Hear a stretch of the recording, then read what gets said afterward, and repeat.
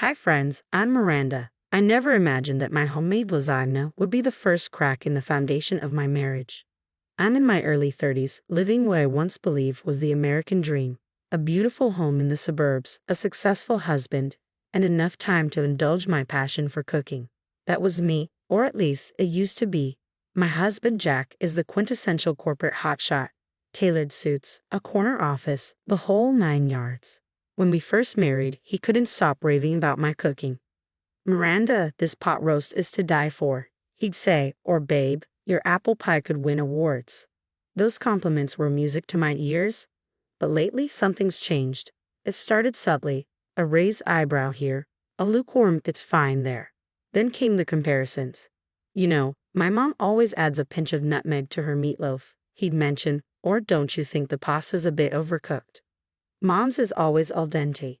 Jack's mother, Evelyn, well, where do I even begin? She lives just a few blocks away, and her presence looms over our home like a dark cloud. Sunday dinners with her are a master class in passive-aggressive criticism. Her sharp eyes assess every dish I place on the table, her comments thinly veiled but cutting all the same.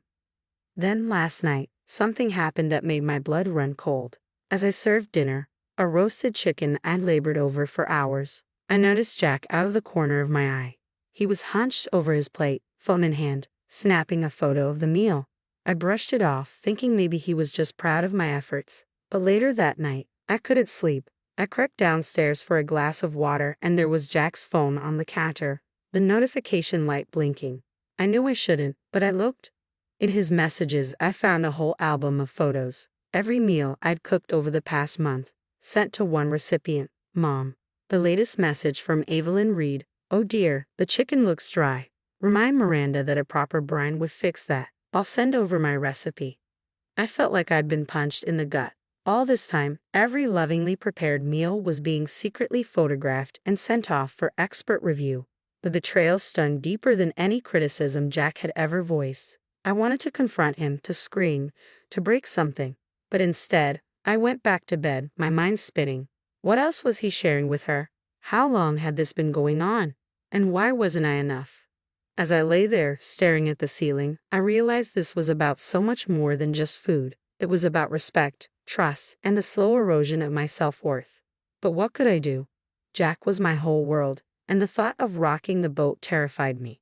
So I did what any good wife would do. I smiled, pretended I hadn't seen a thing, and vowed to try harder tomorrow. I'd wake up early and make Jack's favorite breakfast. I'd prove to him, and to Evelyn, that I could be the perfect wife they clearly thought I wasn't. But deep down, a small voice whispered that something fundamental had shifted. The perfect facade of my marriage was cracking, and I didn't know how to fix it, or even if I wanted to anymore. Days blurred together as I threw myself into the role of the perfect wife. But nothing was ever enough. My world shrank to the four walls of our home, each outing an opportunity for Jack to point out my flaws. "Miranda, stand up straight. You're embarrassing me," he hissed at a work function. "Honey, maybe skip dessert. You're getting a little, he added, patting my stomach, though it was still as flat as ever. Each comment chipped away at me, bit by bit. My phone buzzed with another missed call from Sophia, my best friend. But I couldn't bear to talk to her, couldn't bear to admit how far I'd fallen. One rainy afternoon, I caught my reflection in the mirror, barely recognizing the woman staring back. Dark circles shadowed my eyes, my hair hung limp, and a permanent furrow had etched itself between my brows. When had I become this shell of myself? From downstairs, I heard the sound of Jack and Evelyn's laughter drifting up, light and careless. I crept to the top of the stairs, listening. "I swear, Jack, I don't know how you put up with her," Evelyn cackled. "Remember when she tried to make beef Wellington? What a disaster." "Mom, be nice," Jack chuckled. "She tries. It's kind of cute, really, like watching a kid play house." Something inside me snapped. I stumbled back into the bedroom, my breath coming in short, panicked gasps as the walls seemed to close in around me. My vision swam with spots, but I fumbled for my phone and dialed the one number I knew by heart. "Sophia," I choked out when she answered. I need help." "Oh my God, Miranda, where have you been? I've been so worried." As I broke down, years of pent-up emotions poured out. Sophia listened, her calm voice anchoring me. "Listen to me," she said firmly. "This isn't normal. What Jack's doing? It's abuse, Miranda. You need to get out. But where would I go? What would I do? I whispered, terrified. First things first. I'm texting you the number for a therapist, Dr. Larson. She specializes in domestic abuse. Call her, Miranda. Promise me. I stared at the number on my screen, a lifeline in a sea of despair. With shaking fingers, I dialed Dr. Larson's office. A warm voice answered, and I took a deep breath. Hi, I think I need help. As I made the appointment, a tiny spark of hope flickered in my chest. For the first time in years, I felt like maybe, just maybe, I could reclaim my life. The sterile, white walls of Dr. Larson's office felt like a blank canvas, waiting for me to paint my story. I sat there, fingers twisting nervously in my lap as the compassionate psychologist studied me. Miranda, why don't you tell me why you're here? Her voice was gentle, encouraging, and slowly, the floodgates opened. I poured out years of pain, manipulation, and self-doubt. Session by session, Dr. Larson helped me peel back layers of toxic patterns I'd been blind to. Your worth isn't determined by Jack's approval or Evelyn's standards, she reminded me. What did Miranda love before all this? That question hit me like a lightning bolt. Cooking, not the stressful performances for Jack and Evelyn, but the joy of creating something delicious just for myself. One evening, I decided to make my favorite childhood dish, my grandmother's apple pie. As the warm, familiar aroma filled the kitchen, Jack walked in, his nose wrinkling. What's that smell? You know I prefer Mom's pecan pie, he said dismissively. For the first time in years, I didn't scramble to please him. This is my grandmother's recipe, I replied, my voice steady. I'm making it for me. The look of shock on his face was almost comical. Emboldened, I reached out to my estranged sister, Olivia. Jack's subtle manipulations had driven us apart. With Olivia's support and Dr. Larson's guidance, I slowly began rediscovering who I was. I've missed you so much, Mira, Olivia said, embracing me. I always knew that jerk was no good for you. I threw myself into activities I'd long forgotten, a cooking class, a book club, and even sketching out plans for a dream cafe. At home, the tension grew thicker with each step I took to reclaim myself. Jack's composure began to crack. Since when do you talk back to me? He snarled one night after I refused to cancel plans with Olivia. Since I remembered I'm a person, not your puppet, I shot back, surprising us both. But the real bombshell dropped on a rainy Tuesday. I had stopped by Jack's office to surprise him with lunch, a peace offering, or so I thought. As I approached his door, muffled giggles drifted out. Oh, Jack, you're so bad, a woman's voice purred. What would your little wifey say if she knew? I froze. My blood turned to ice as I opened the door to find Jack entangled with a leggy blonde, Natalie from the rival company.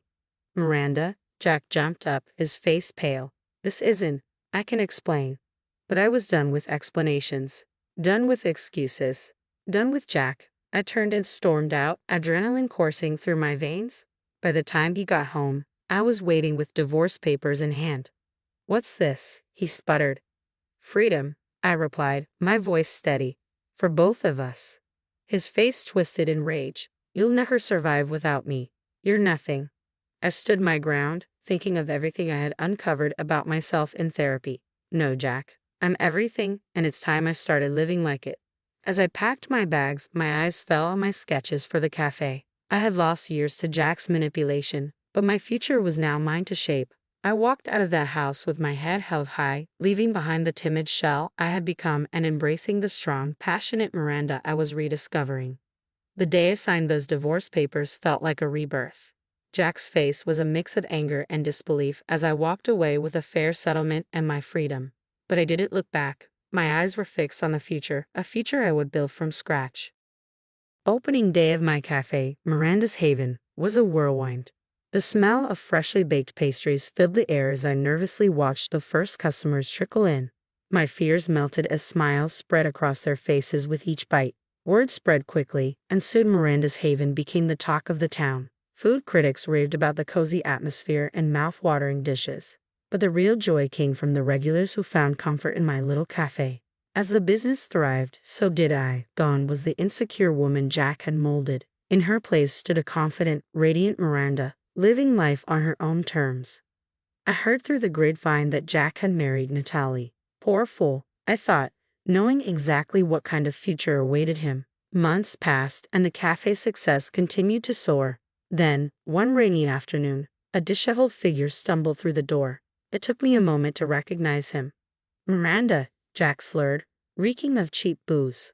"You gotta help me. Natalie, she took everything."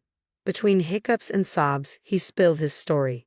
Natalie had played him like a fiddle, manipulating him into signing over his assets and business shares. Now she was gone, leaving him broke and broken. "Please, Miranda," he begged. "I've got nothing left." I looked at the pitiful shell of the man who once controlled my life, feeling a strange mix of pity and vindication. "I'm sorry, Jack, but your problems are no longer my concern." As if on cue, Evelyn burst in, her usual haughty demeanor replaced with desperation. "Miranda, darling, surely you can spare some money for family." I laughed, a lightness filling me as the last ties to my old life unraveled. "Family? You made it clear I was never good enough to be family. Please leave. You're disturbing my customers." They shuffled out into the rain, and I felt the weight lift off my shoulders. The next morning, I opened the paper to see Miranda's Haven had been named the city's best cafe. I celebrated with Sophia, Olivia, and the wonderful friends I'd made, watching them laugh and enjoy the life I had built from scratch. Through the window, I caught a glimpse of Jack in a fast food uniform, staring longingly at the joy and success he'd lost. He had chosen his path, and I had chosen mine. What about you? What would you have done in Miranda's shoes after discovering Jack's betrayal? Would you have confronted him immediately or played the long game like she did? Your experiences matter. Share them in the comments. If Miranda's journey resonated with you, hit that like button and subscribe for more compelling stories of triumph over adversity. Remember, your voice could be the one that changes someone's life.